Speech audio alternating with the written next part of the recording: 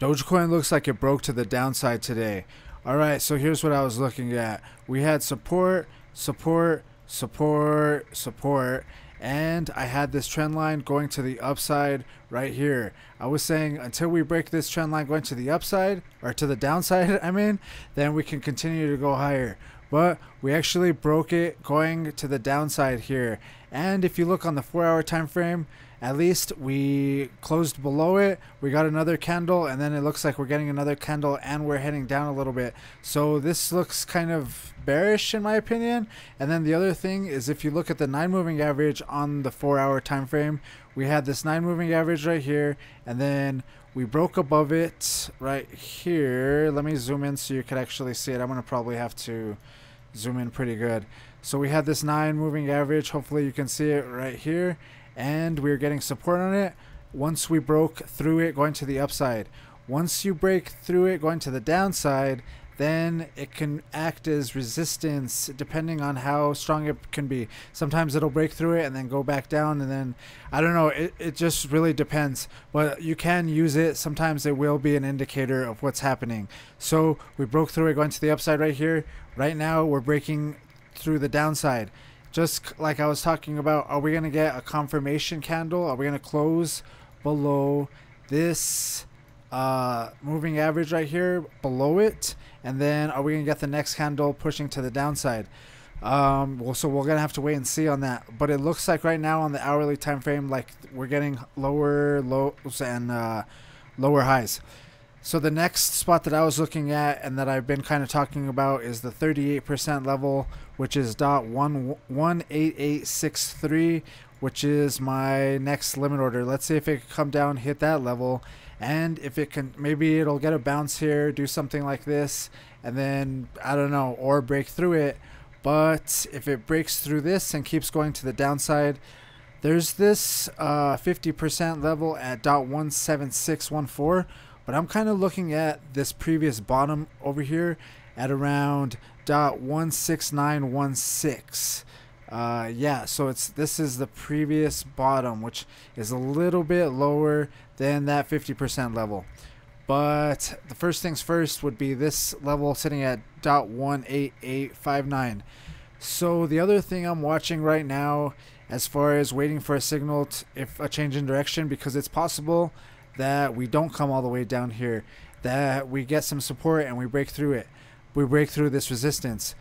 So what I was gonna say is, we have this resistance. We have resistance right here. We have resistance right here and resistance right here, giving me this downtrend right here.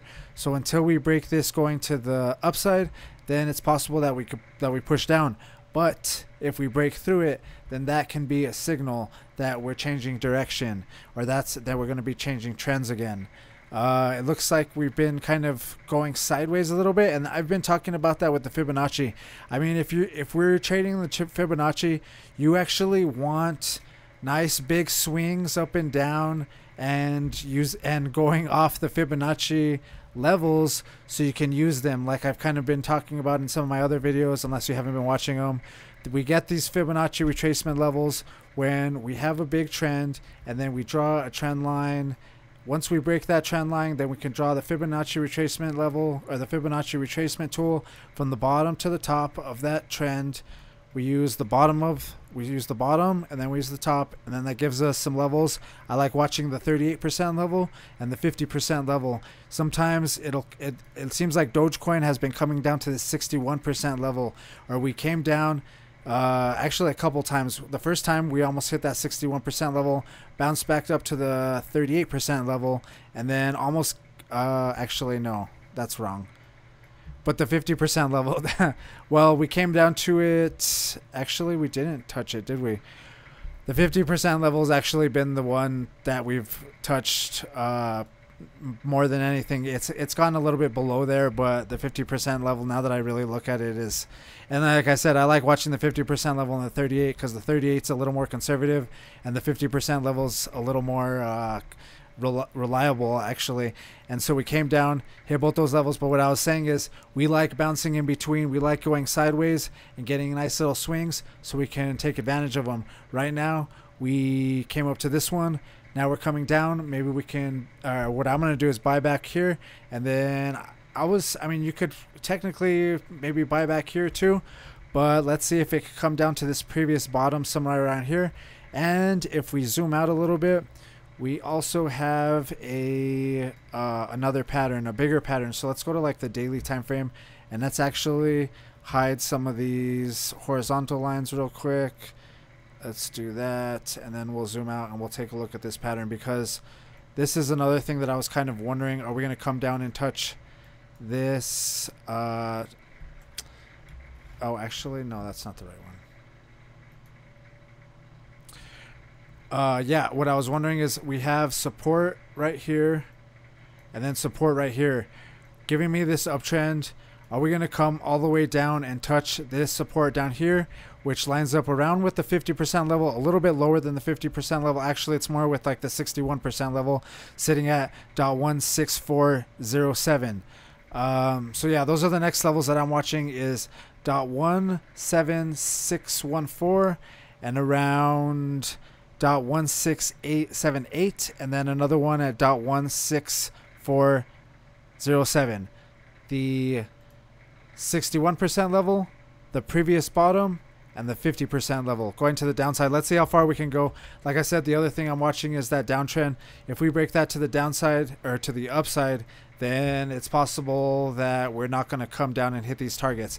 Like let's say we start bouncing up right there, then it's possible that, I mean, it just, we're not going to come down and hit these targets right away, or you know what I'm saying? So all right, but yeah, that's what I'm pretty much looking at. Did we talk about the daily time frame?